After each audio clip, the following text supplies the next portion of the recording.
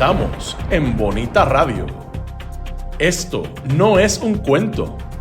Esta es la verdad.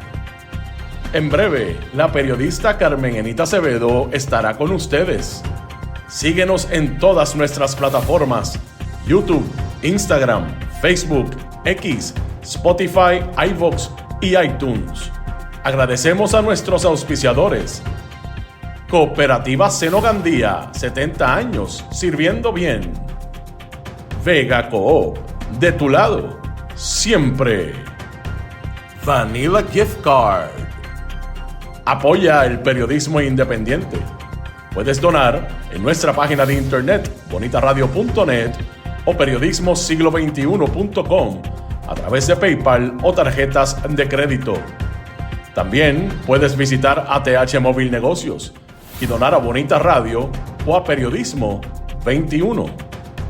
Puede enviar un cheque o giro postal a nombre de Periodismo 21, PMB número 284, P.O. Box 194000, San Juan, Puerto Rico 00919-4000. Con ustedes, la periodista Carmen Enita Acevedo, en directo desde el estudio Roberto el Indio Acevedo.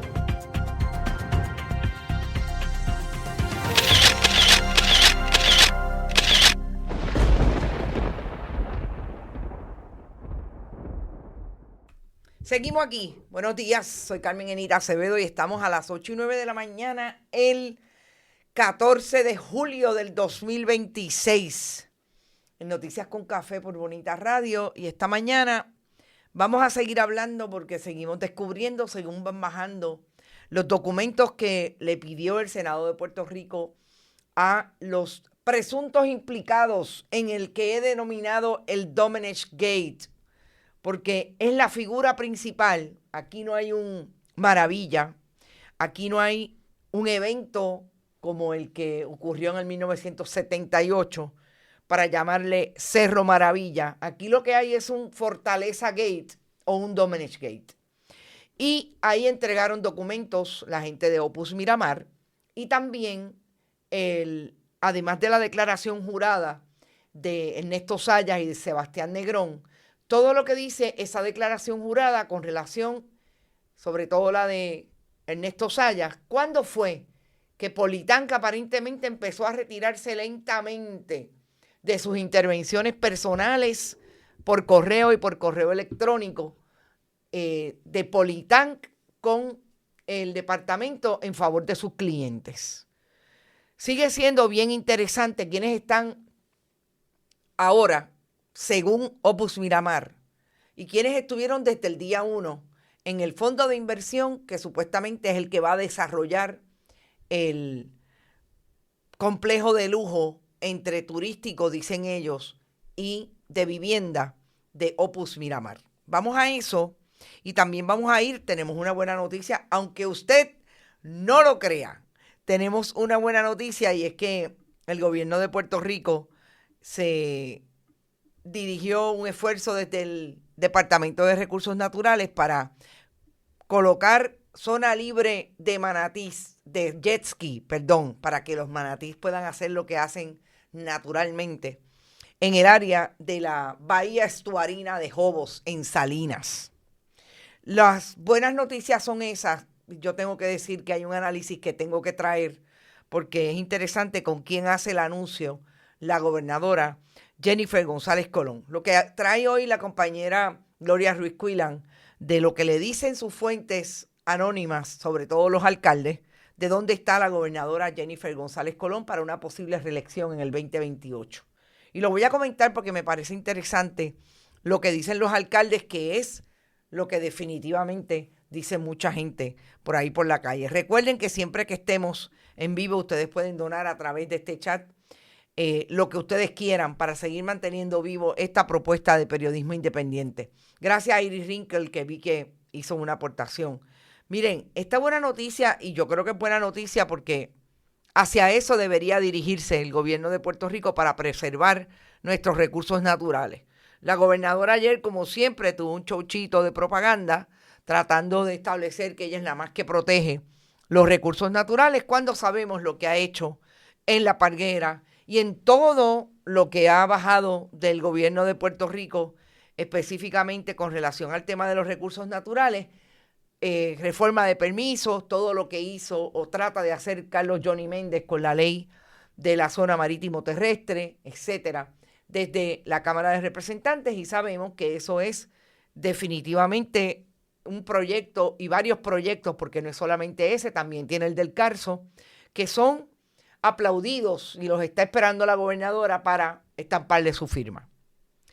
Lo más importante para mí de esto es que la gobernadora hace algo en medio de todas las críticas que tiene, siguiendo su mismo libreto de establecer que esa propaganda y esa visibilidad de ella montada en una lancha, no se montó en un jet ski, pero ella lo hace, a pesar de lo que es dañino para la zona de La Parguera. En La Parguera lo hemos visto en infinidad de ocasiones, sobre todo en medio de la campaña.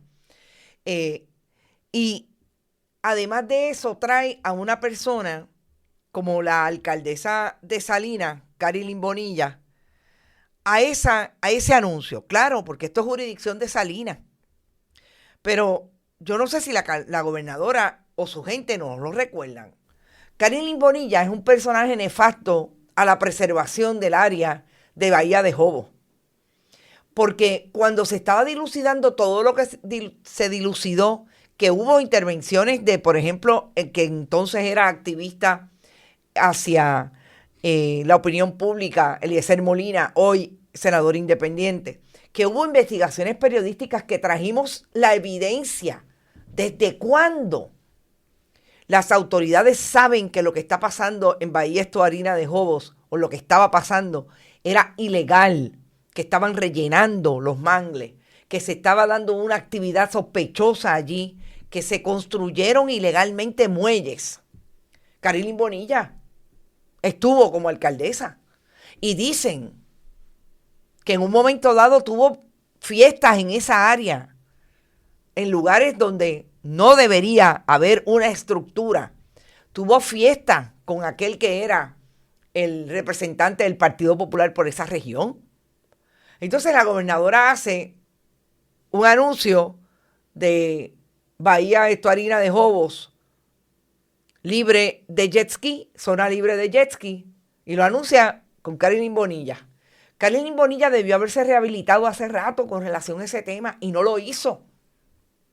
Allí estaba la gente que daba cuenta de la participación de ella y de aparentemente personas allegadas a ella como sus familiares más cercanos en todo lo que tenía que ver con la ilegalidad que se estaba cometiendo allí. Lo sabía y nunca hizo nada. Nunca fue al Departamento de Recursos Naturales con una querella. Nunca. Y yo les voy a decir más. Trató de intervenir en el pleito que hay de reivindicación en favor de reivindicar esas áreas como lo que son una reserva. Y no quería soltar información y documentación importante para que el Departamento de Recursos Naturales y el licenciado que contrataron, Homero González, trajera ese pleito que todavía está vivo. Y lo que se quiere es precisamente reivindicar esas tierras.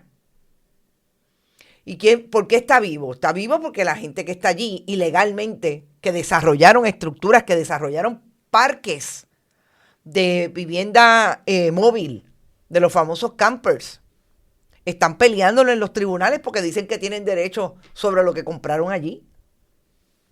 Así que, gente, yo creo que es una buena noticia. Eso debería estar, pero en todas las áreas. Eso debería hacer la gobernadora y cerrar de una vez y por todas los callos que están aledaños a La Parguera. Que vimos como el 4 de julio aquello fue un derroche de violaciones al área de la reserva. Y no lo hacen. Importante. La buena noticia es que lograron una zona libre de jet ski. Pero, ¿y qué hay de lo demás? ¿Por qué no se puede replicar en todos lados? Ahí es que la propaganda de la gobernadora toma forma. Porque eso es lo que ella quiere proponer con el videíto y la forma en que lo presenta. Pero lo que la gente debería estar diciendo, eso debería estar pasando en todo el país. Porque lo que no pasaba antes en la zona de las mareas allí, en donde está instalada, donde está naturalmente la bahía estuarina de Jobos, pasaría ahora si ocurre un huracán, porque lo que hicieron fue talar el área natural que detenía los mangles y los árboles de los mangles que detiene la posibilidad de que se inunde el área cuando viene un huracán. Eso con relación a la bahía estuarina de Jobos, que vuelvo y repito, me parece una excelente noticia. También hay una información que quiero compartir con ustedes que tiene que ver con PRITZ y lo que dice la Contralora de Puerto Rico, que emitió ayer, un informe sobre lo que ocurre o lo que ocurrió en PRITZ, nada más y nada menos que con aquel personaje, no sé si lo recuerdan, que tuvimos oportunidad en un momento dado de traer en términos de la discusión pública, Enrique Volkers, aquel que dirigía PRITZ. Vamos a eso primero antes que ir a lo de la gobernadora, porque me parece súper importante que nosotros podamos hablar, Enrique Volkersning, de lo que precisamente fue la propaganda del gobierno de Pedro Pierluisi cuando trajo este tipo de personajes, y hoy dice la Contralora de Puerto Rico que fueron bondo y capota. Y recuerdan que Enrique Volkersning fue el director de PRITZ, que no le confirmó el Senado a Pedro Pierluisi precisamente porque no radicaba las planillas de contribución sobre ingresos. Y era supuestamente el macaracachimba, el más que sabía y que iba a poner a correr todas las aplicaciones. Pero ¿de dónde venía el que querían vender como lo más grande en el gobierno de Puerto Rico? Precisamente de hacerle la campaña a Pedro Pierluisi, de crear las aplicaciones y hacer todo el asunto tecnológico en la campaña del 2020. Y Enrique Volkers, cuando el Senado se dio cuenta que no lo podía confirmar porque no radicaba planillas, tenía 5 años sin radicación de planillas, tipo Verónica Ferraioli, no tuvo los votos. El gobernador entonces, Pedro Pierluisi, le dio una pata para arriba y lo colocó como su asesor en el área de tecnología en la fortaleza. Y esto es importante porque precisamente eso es lo que hace la gobernadora hoy, Jennifer González Colón, cuando tiene un problemita con alguno de los allegados a la fortaleza y no la pueden confirmar. Precisamente se convierte en esa persona y en esa dirigente que, como no se los confirman, que como no tienen posibilidad de ocupar las posiciones, ella se los lleva para la fortaleza o les da un contrato. Exactamente eso hizo Pedro Pierluisi con Enrique Volkers, y lo convirtió en su asesor. Pues yo quiero que ustedes sepan que la Contralora Carmen Vega Fournier, que lo siento, Tomás Rivera Chats y todos los que dicen que quienes únicos critican al PNP o quienes únicos traen información que dice que el Partido Nuevo Progresista está involucrado en malos manejos de fondos públicos, son los opositores políticos. La Contralora dice en esta auditoría que Enrique Volkers desde la fortaleza ni estando en el área de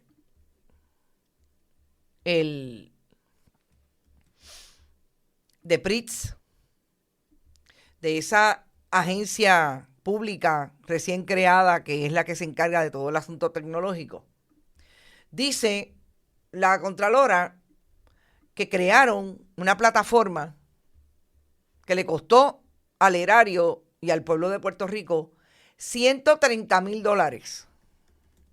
y no la pusieron a funcionar. Y que además hubo fallas en la planificación y en la ciberseguridad. Ustedes saben que ahora mismo hay una información que colocan los compañeros del CPI que tiene que ver con que el CRIM expuso millones de números de seguro social e información privada de las personas que vamos allí y tenemos transacciones con el CRIM porque tenemos una hipoteca o porque tenemos una propiedad. Precisamente por los problemas de ciberseguridad. Pues nada más y nada menos que Carmen Ana Vega Fournier le está diciendo al gobierno de Puerto Rico, no, si es que el problema lo tienes adentro. El problema lo tienes tan adentro que la auditoría 2704 dice que el desarrollo de la plataforma Electronic Eligibility Engine, la E3, creada para permitir el intercambio de información entre agencias y agilizar la evaluación de ciudadanos que solicitan ayudas económicas del gobierno, se creó. La primera fase le costó al pueblo $232,000 y el desarrollador entregó una versión funcional en el 2023 por la que PRIT pagó $130,000. Sin embargo, en el 2026, dice Carmen Ana Vega Fournier, no hay ninguna evidencia, porque no se hizo, de que esa plataforma esté funcionando. Y los efectos, luego de una inversión de $130,000 y transcurridos 2 años desde que el contratista entregó la versión funcional de la plataforma, no se había logrado cumplir con el objetivo establecido en la ley, porque esto es una ley. Esto es para cumplir con una ley. Del 2019, Tomás Rivera Chats, presidente del Senado, y Carlos Johnny Méndez, presidente de la Cámara. Esto es permitir el intercambio de información entre las agencias de gobierno para que la administración de programas y servicios de asistencia económica a los ciudadanos pueda hacer su trabajo. Atraso en el cumplimiento de la política pública de innovación y transformación de tecnología. Pero eso no era lo que iba a hacer Enrique Volkers, el más que sabía de los asuntos de tecnología, Pedro Pierluisi. Pedro Pierluisi y Enrique Volkers, ¿en qué paquetes al gobierno y a la política pública puertorriqueña? Esos eran los que sabían. Imagínense los que hoy y los que han estado antes que no estaban, que no saben. Y lo dice la Contralora. Vuelvo y repito.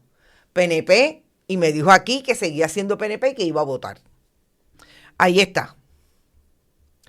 Vamos a el asunto de la gobernadora, campañas políticas 2028. A mí no me gusta entrar necesariamente a discutir lo que son los candidatos al 2028, sobre todo en un momento en que el gobierno de Jennifer González carece de estabilidad, credibilidad y posibilidades de entender que son un gobierno que hace algo por el pueblo de Puerto Rico. Que es un gobierno. Porque me parece que es caer en lo que caen los medios tradicionales, que tratan de establecer que eso es lo único que es importante para las audiencias, cuando lo que debe ser importante para las audiencias en este momento es el nivel de desorganización, pero sobre todo de improductividad que tiene el gobierno de Puerto Rico a pesar de todos los millones que gastan en propaganda. Un gobierno que acaba de confirmar en un nuevo presupuesto que lo poco que le da como parte del Fondo General a la Oficina de la Procuraduría de las Personas de Edad Avanzada, le quita otro chunk más y lo deja solamente con menos de $400,000 en el presupuesto de la aportación del Fondo General. Porque hay que decir que la Oficina de la Procuradora trabaja con un 95-97% de su presupuesto del gobierno de Estados Unidos, a través del Older American Act. Ese gobierno, que al 2030 ya se dice que va a haber 1.2 millones de personas de edad avanzada, que habla de que le va a dar mayor servicio a los viejos y es todo lo contrario. Discute hoy si Jennifer González, porque tengo que decir que el gobierno lo discute porque su director de campaña es Francisco Domenech, el gobernador, el alter ego de la gobernadora en la gobernación, el secretario de la gobernación. Es el director de campaña y sería la persona que está desarrollando toda la estrategia desde el gobierno de Puerto Rico para que ella vuelva a ser candidata. En el 2016, realmente en el 2012, esta era la imagen, en el 2008, perdón, de Jennifer González Colón haciendo campaña. Jennifer González siempre recurre a hacer campaña política de una manera bien personalista, como la chacha del barrio, como la tía que está en todas, tratando de simularle al país que ella es esa persona que te resuelve, que ella es esa persona que la propaganda la coloca en todos lados.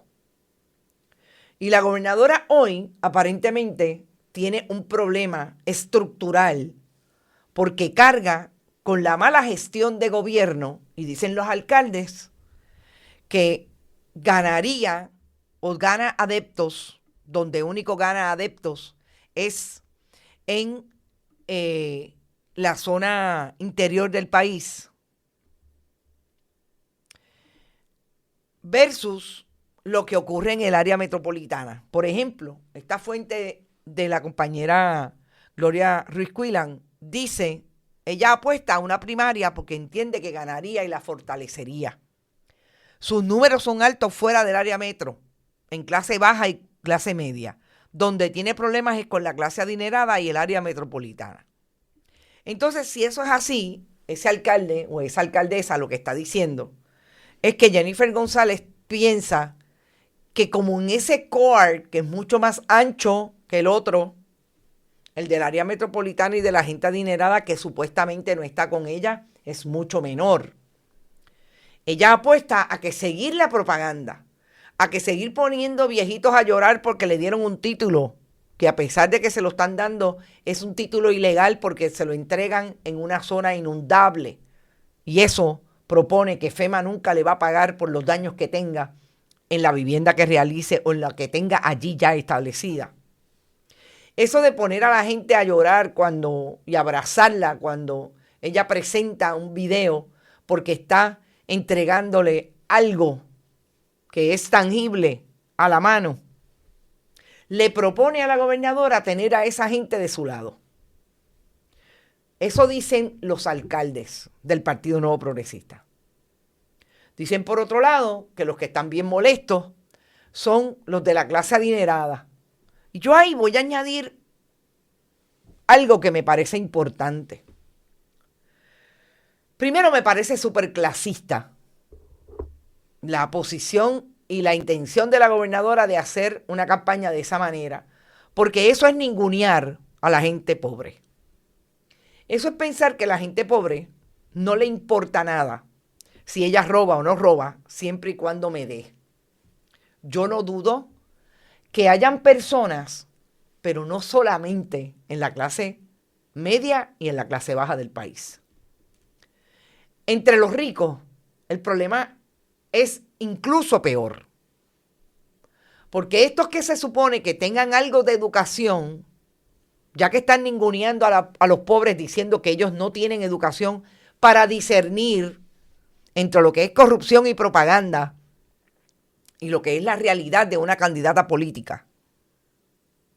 Aquellos que se supone que ellos le están adjudicando eso, el problema de ellos es que no lo hacen por inteligencia o no por no inteligencia.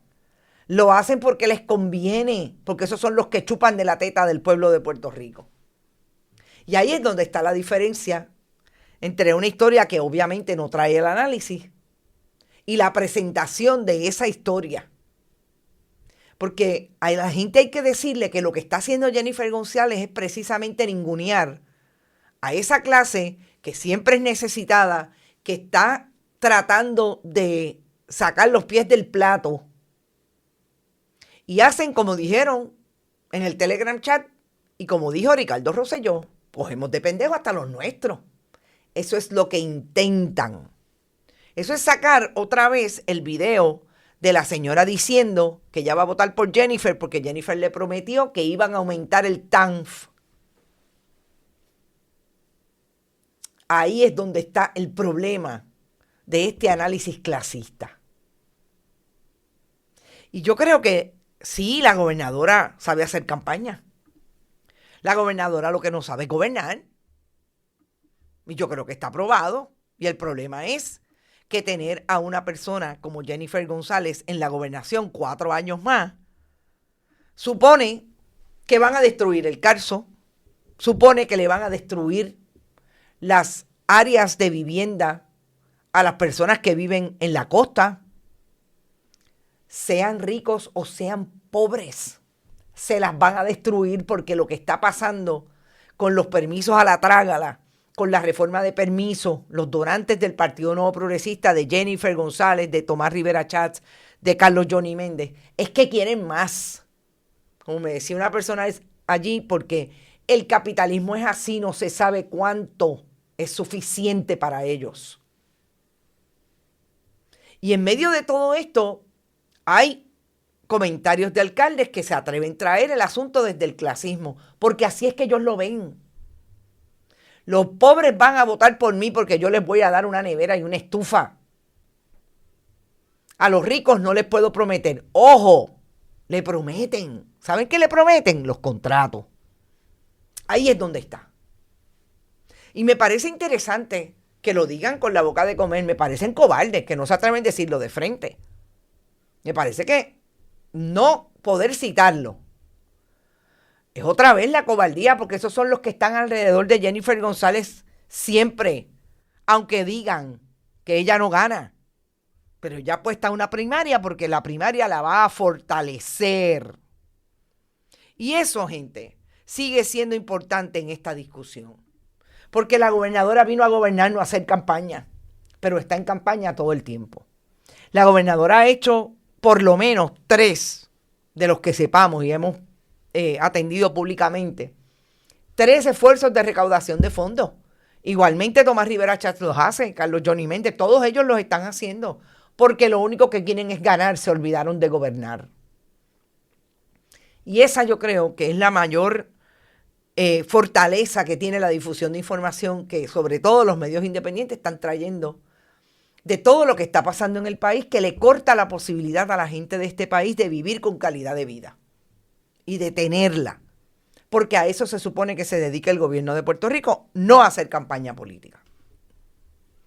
Y vamos a la última información que quiero traer, que es lo último que he descubierto de esa información que trajo por un lado Ernesto Sayas, pero por otro, lo que se discute a partir de que Sebastián Negrón y Ernesto Sayas hayan puesto sobre todo a Politank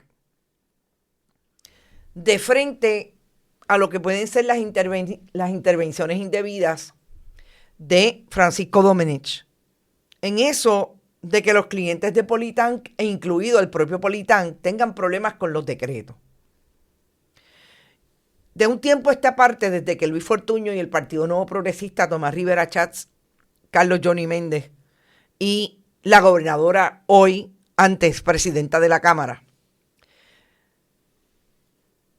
crearon las leyes 20 y 22 en el 2012.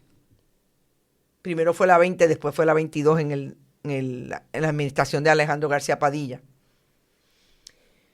Ese es un tema importante en la discusión del desarrollo económico de Puerto Rico, porque lo que ha creado esa ley es una clase, incluso criolla, que lleva a el esfuerzo de desarrollo económico. Esos decretos tienen exenciones contributivas de hasta un 4%.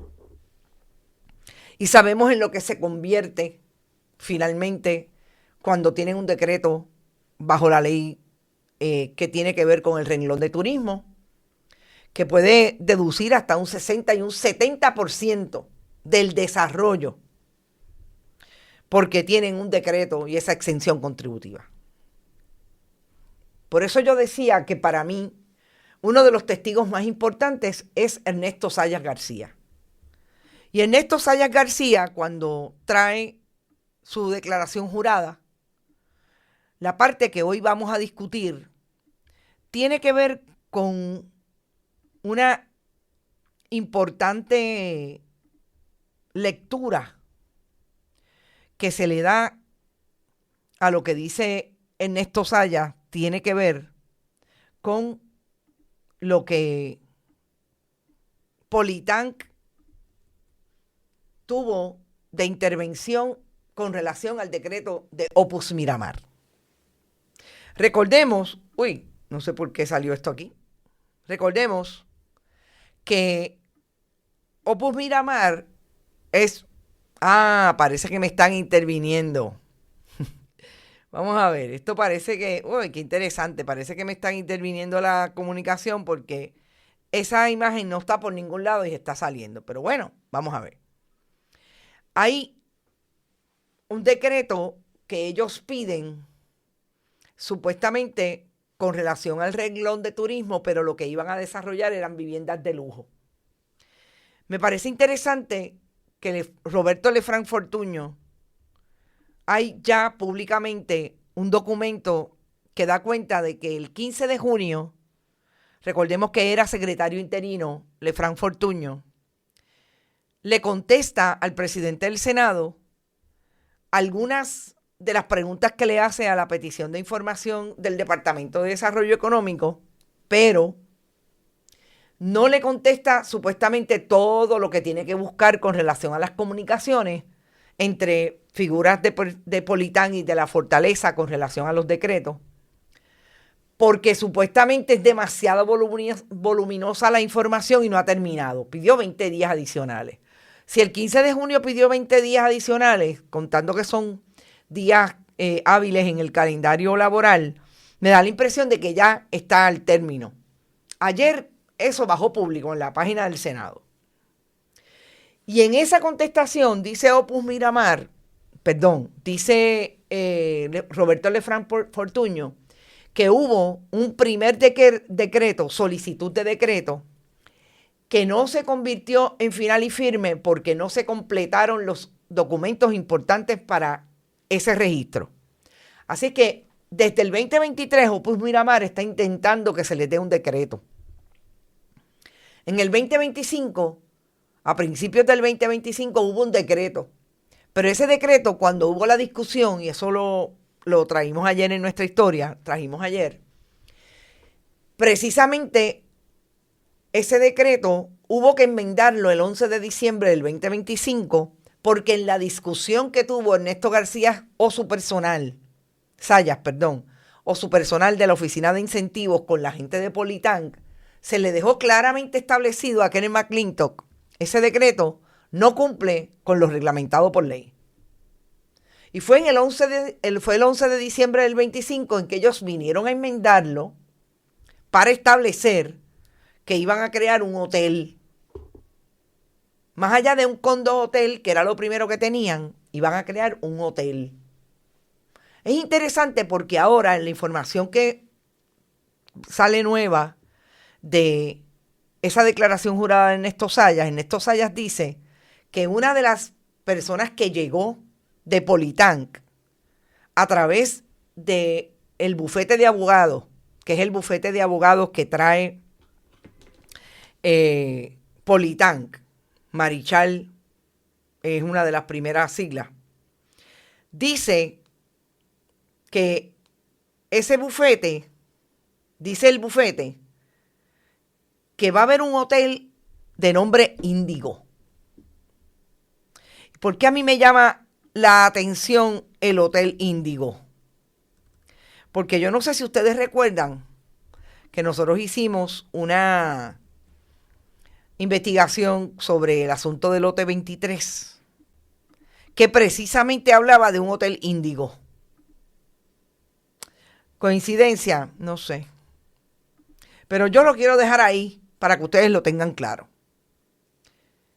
Pero a mí lo más que me llama la atención de la declaración jurada, y esto es nuevo de lo que sigo leyendo, de Ernesto Saya, es que dice claramente que Politank, que hubo una reunión después que él trató de manejar el asunto de Opus Miramar, que cambiaron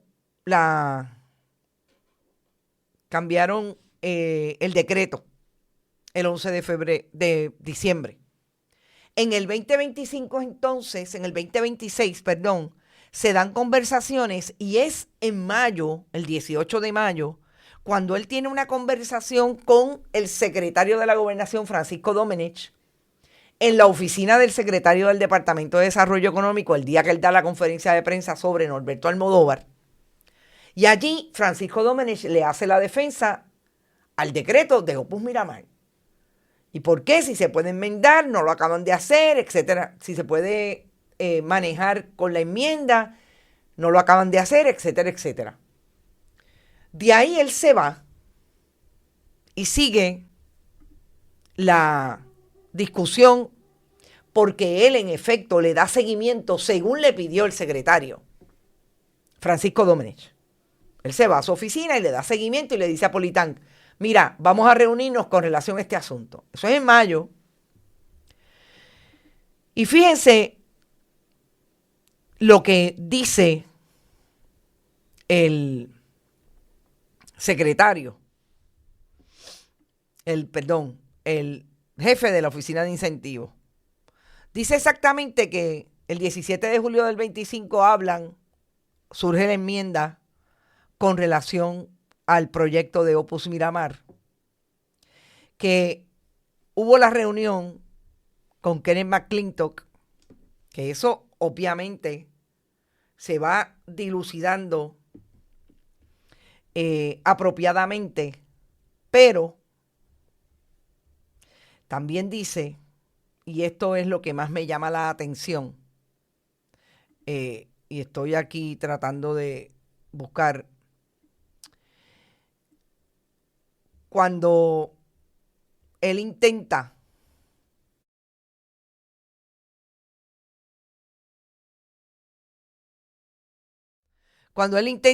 después de la conversación, con el secretario de la Gobernación el 18 de mayo,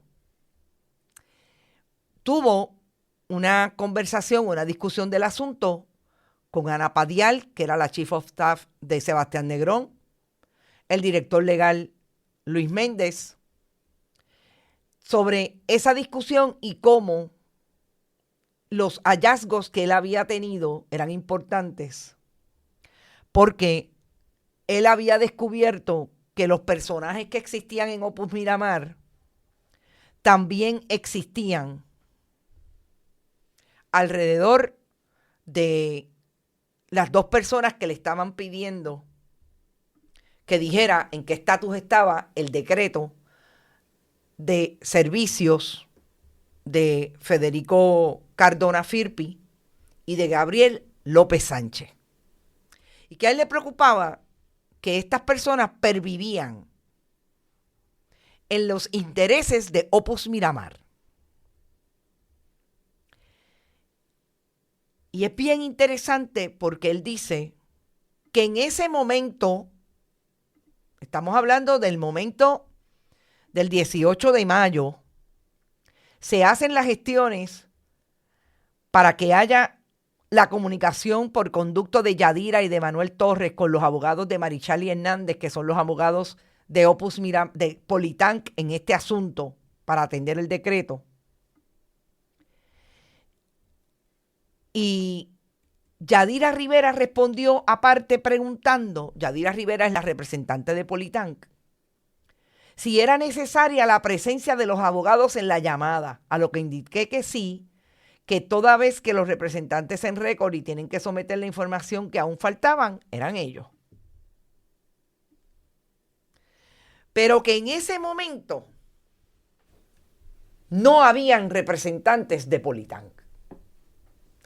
Es decir, que el 19 de mayo ya Politán estaba echando para atrás. Se estaba retirando lentamente. Quienes comparecían por ellos eran los abogados que estaban manejando el asunto del decreto de Opus Miramar, porque son esos abogados los que supuestamente no habían entregado toda la información que el Departamento de Desarrollo Económico les decía que tenían que entregar para completar la enmienda y ver si cualificaban en esta ocasión para un decreto bajo el renglón de turismo. ¿Qué me dice eso a mí? Admisión de parte, relevo de prueba. ¿Y por qué ustedes creen que Yadira no quería que estuvieran los abogados presentes? Digo, según las alegaciones de Ernesto Saya. Porque los abogados son cuidadosos en dónde se colocan. Y ellos saben que aquí hay gatos encerrados y aquí hay unas imputaciones de que desde la fortaleza se interviene directamente a favor de un concesionario, como le llaman ellos, al que va a obtener el decreto, cuando eso es no solamente imprudente, podría ser ilegal porque hay conflicto de interés. Porque ya en una conversación Ernesto Saya con Francisco Domenech le hace una defensa de Politán como si fuera de él, que es el que debería estar peleando todo lo que tiene que ver con el decreto de Opus Miramar. Pero ya Politán se retira. Politán no participó de esa reunión el 19 de mayo. ¿Qué es importante? A mí me parece que da cuenta precisamente de lo que está ocurriendo, que aquí ya se están dando cuenta de que esto va de castaño oscuro y que mientras más información salga, más va a embarrarse la gobernadora, Francisco Domenech, y todos de ahí hacia abajo. Y esto se completa, a mi juicio, cuando Opus Miramar hace una entrega de información a el Senado de Puerto Rico e incluye una declaración jurada de Federico Cardona Firpi.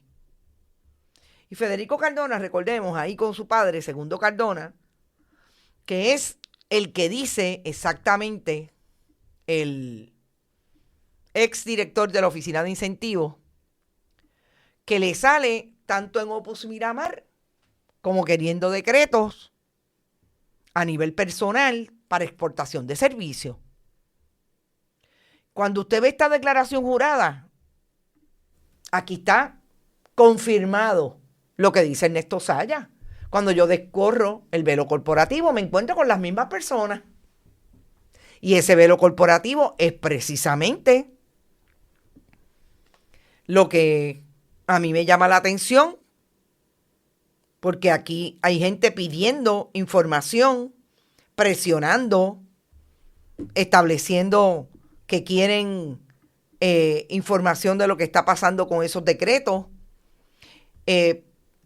¿Por qué no sale cuestionándonos cuando estamos hablando de la misma gente? ¿Y qué dice exactamente Ernesto Saya? Que en efecto en esta declaración jurada él es parte de Opus Miramar y que lo que va a ocurrir, dice en esta declaración jurada, en el desarrollo es un desarrollo de turismo que va a tener como nombre una estructura hotelera que se va a conocer como el Hotel Índigo. Y lo que hay de una corporación de hotel bajo Opus Miramar es una corporación, por lo menos en el Departamento de Estado, que se conoce como Hotel Distrito. Ahí está la evidencia y la traje ayer. Pero Opus Miramar hace un descubrimiento que a mí me parece más que interesante. Ustedes saben que yo les he dicho que aquí hay un fondo de capital que se conoce como Centuria Opportunities Fund. En esta declaración jurada o en esta información que le somete Opus Miramar al Senado de Puerto Rico, incluye este documento que nadie firma, con un nombre Centuria Serie C Opus Miramar North Tower. La Serie C son los bonos. Ese fondo de inversión tiene ese dinero para Opus Miramar. Pero cuando habla de Centuria, en esta información, no trae nada de quiénes son Centuria. De hecho, no lo firma. Habla específicamente de la dirección, un proyecto estratégicamente ubicado en los lotes E1 y E2, en una de las zonas más turísticas del distrito. Este exclusivo desarrollo consta de 140 unidades distribuidas en 2 torres. La primera estará compuesta por 40 unidades destinadas a un concepto de condo hotel. ¿Ok? Lo describe. Los propietarios de esta torre disfrutarán de un acceso exclusivo. Esos son las bienaventuranzas. Hay un hotel de 108 Hotel, de 108 Hotel. O sea, Hotel Índigo y el The 108 Hotel. Las siguientes amenidades. La fuente de fondos de este proyecto será a través de inversionistas y financiamiento de banco. Aquí es que se pone buena la cosa. Y dice el número estimado de empleo. ¿Cuáles son los socios gestores o administradores? Opus Group, 66%.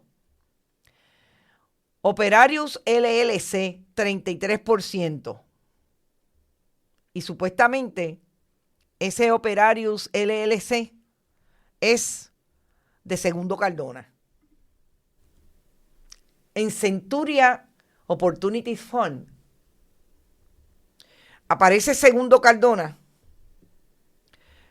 pero también aparece el ruso Dmitry Zapolsky. ¿Y dónde quedó en esta información Dmitry Zapolsky? ¿Por qué no lo trae si el documento del 2022 del Departamento de Estado está firmado precisamente por Dmitry?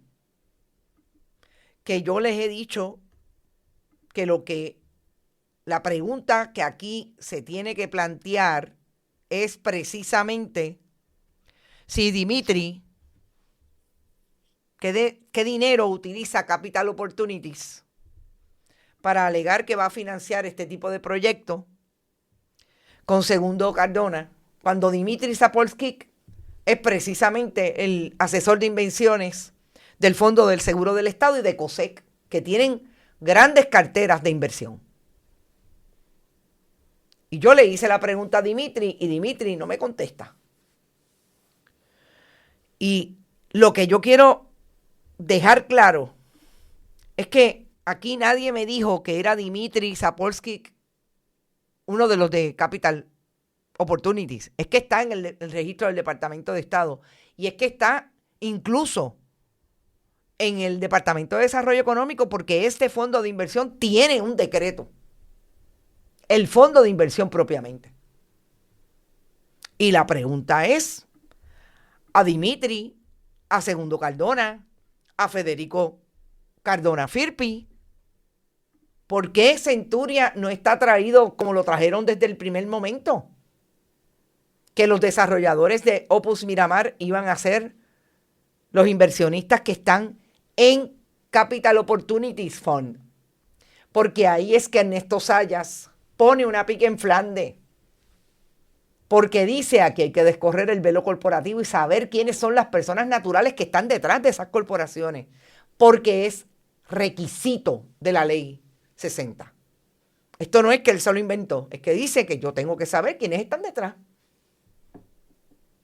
Porque lo que está claro en el registro del Departamento de Estado y que no ha sufrido ninguna enmienda desde el 2022, se quiere establecer que ahora que son otra gente, que es 100% de Segundo Cardona. Vuelvo y repito, gente, esto está bien interesante.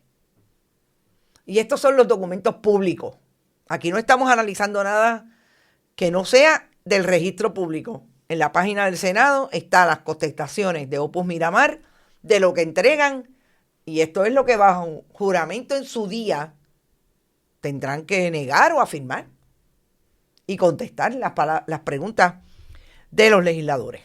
Ahí está. Importante. Politank, ya alguien le está diciendo más vale que saque los pies del plato porque esto se está complicando. Y se fue, mire, en un momento dado, el 19 de mayo del 2026 empezaron a retirarse. Sería interesante saber qué ha ocurrido hasta el momento, después del 19 de mayo. Si hay correos electrónicos, si hay comparecencias de Kenneth McClintock, si hay reuniones virtuales en Teams, porque la verdad es que está bien interesante lo que sigue ocurriendo y nos vamos a seguir enterando, y ustedes, si se conectan, cada vez que tengamos un programa pueden estar seguros que va a haber algo, porque es que esto no se va a acabar. Las peticiones de información están ahí. Todavía el Departamento de Desarrollo Económico debe. Interesante. Vamos a ustedes. Saludos, Florence. Qué bueno que llegaste por ahí tempranito. También está Bodrogo, Efraín Borrero, Edgardo Núñez, María Crescioni, Nelson Guzmán, Luis Daniel Ortiz, Domingo Delgado, Milagro Fontán, María Colón Sánchez desde la montaña.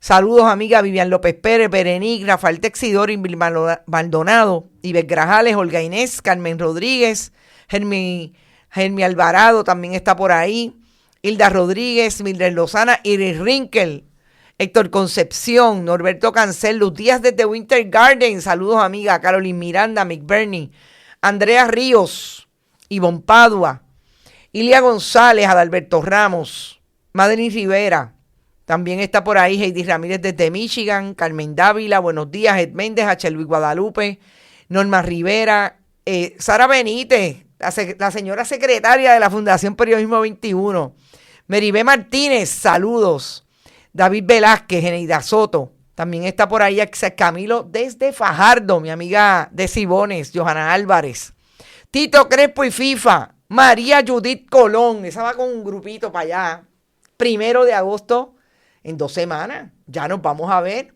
1 de agosto, Carbón de Palo en Mayagüez. No se pueden perder ese party. Vamos a estar allí de 1 a 5, a pasarla bien, a darnos un palito, a comer alguito, a apoyar a Ico, el comerciante de Carbón de Palo. Una vista brutal. Me dice que se ha comido un poquito, obviamente, el cambio climático, el área donde estaban las mesitas, pero siguen habiendo mesas, la vamos a pasar súper bien. Recuerden que pueden llamar a la Sultana y allí pueden decir que quieren ir en la guagua donde se van a montar los bonitos sultanes. La primera sale con 11 personas, si hay más que bueno, y le sale mejor, y los regresan a San Juan. Norma Rodríguez, Rosa González, Rapis Kane, también está por ahí. Orville Velázquez, Moraima, tengo que hablar contigo, te llamo cuando termine el programa. Irke Hernández, también, Rita Guzmán, Papo Donert, mi amigo Papo. Saludos a todos y todas, gente, mucha gente. Elisa, te envié el teléfono de la Sultana. Ariel Cartagena, Andrea Río, por ahí debe estar Ariel Nazario también, que me amenaza a veces con que entra. Vivian Rivera. Iber Grajales desde Bayamón. El problema en el PNP es esa cúpula del PNP que no queda nada decente. Anda pa'l cara. Bueno, gente, gracias por estar. Por aquí hay alguien que donó y déjenme verlo porque... Frank Dávila, amigo, gracias. Gracias por eso, siempre por tu apoyo. Marisabel Santiago también está por ahí. David Velázquez, H. Luis Guadalupe, Edgar García, el de aquí y el de Michigan, que me regaña, bendito, que dice que yo no lo saludo. Espero que estés bien. Gloria Ramos también está por ahí. Gente, nos fuimos. Gracias por estar. Recuerden, pueden apoyar nuestro proyecto también en fundacionperiodismo21.com, bonitasradio.net, siempre con PayPal y tarjetas de crédito. También a través de el ATH móvil, Periodismo 21 y Bonitas Radio, siempre con envíos de cheques o giros postales a nombre de Onda Virtual o de Periodismo 21. A PMB 284, PO Box 194000, San Juan, Puerto Rico, 00919-4000. Gracias por siempre compartir los contenidos, compartan el programa, suscríbanse, siempre, en cualquier momento, envíen mensajes que yo siempre los contesto, aunque sea un poco más tarde. Y sobre todo, nos vemos mañana a la misma hora y por el mismo canal. Que la pasen muy bien. Hasta mañana. Este programa fue traído a ustedes por Cooperativa Seno Gandía, 70 años sirviendo bien. Vega Coop, de tu lado, siempre. Vanilla Gift Card. Y no olvide apoyar el periodismo independiente. Visite nuestras páginas bonitasradio.net o periodismosiglo21.com y donar a través de PayPal o tarjetas de crédito. También puede visitar ATH Móvil Negocios y donar a Bonita Radio o a Periodismo 21. Puede enviar un cheque o giro postal a nombre de Periodismo 21, PMB número 284, P.O. Box 194000, San Juan, Puerto Rico, 00919-4000. Bonita Radio. Esto no es un cuento. Esta es la verdad.